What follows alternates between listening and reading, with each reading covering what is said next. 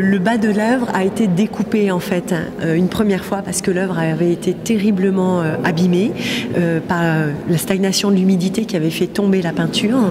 Et donc un restaurateur du 19e siècle a cru bon donc de découper la partie inférieure, de recoudre un morceau de toile sur lequel il est venu peindre la fin de la composition qui était là au départ.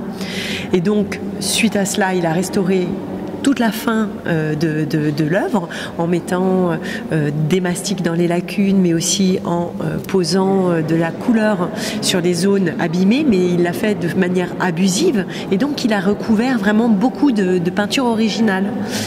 Le temps a passé, l'œuvre a continué à se dégrader et ce qui s'est passé ensuite, c'est qu'un autre restaurateur est intervenu et lui a continué à poser des mastiques là où la peinture était tombée, mais il a ensuite repeint toute l'œuvre. Donc ça fait vraiment beaucoup d'épaisseur à retirer et à comprendre. Voilà, pour retirer de manière strate par strate, de manière progressive et arriver aujourd'hui à la matière originale. Nous avons travaillé à la fois sur le support et la peinture. Donc le support était très déformé, donc il a fallu faire ce qu'on appelle des relaxations, retrouver la planéité, résorber les déformations de la peinture. Mais elle était également déchirée, il y avait des trous, donc il a fallu incruster des morceaux de toile là où elle manquait, consolider les déchirures et puis bien sûr à la fin la retendre la toile sur un châssis. Alors aujourd'hui on travaille sur des châssis qui sont en aluminium, donc c'est des matériaux très légers, très solides. Et puis ensuite on s'est occupé donc de la peinture en elle-même, donc il a fallu retirer toutes les générations de restauration dont je viens de vous parler, plus les siècles de crasse qui se sont accumulés. Donc ça fait vraiment beaucoup d'interventions à réaliser sur cette œuvre. C'est très émouvant tout simplement parce que lorsqu'une œuvre est à ce point restaurée, les générations de restauration recouvrent des matières originales qui sont souvent intactes. Et donc le fait de pouvoir dégager comme ça une à une toutes ces couches, tout d'un coup on redécouvre la matière originale, on redécouvre un dessin, on redécouvre des couleurs assez extraordinaires.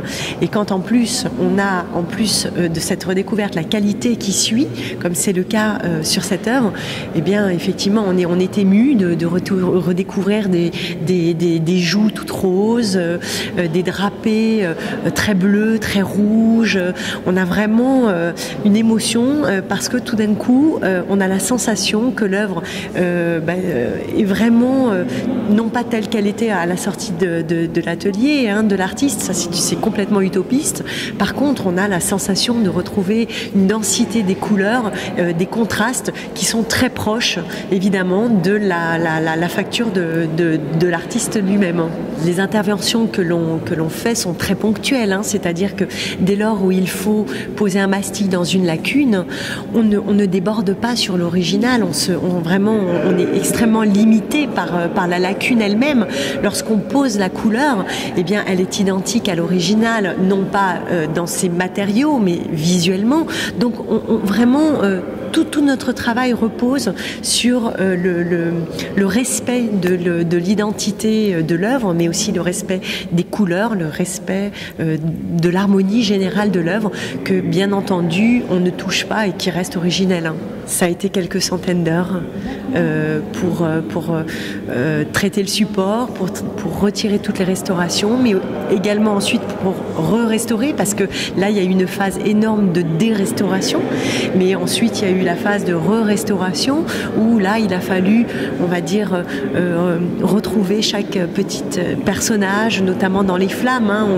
On a beaucoup de petites têtes lorsque une petite lacune venait défigurer ces visages qui sont si petits. Eh bien le fait de travailler sur ces petites lacunes vraiment venait faire renaître tous ces visages. Donc il y a vraiment beaucoup de travail, et puis bien sûr il y a un énorme travail de collaboration avec les autorités compétentes, avec les scientifiques, les conservateurs. Donc tout ça mis bout à bout, c'est un travail de longue haleine mais qui est passionnant.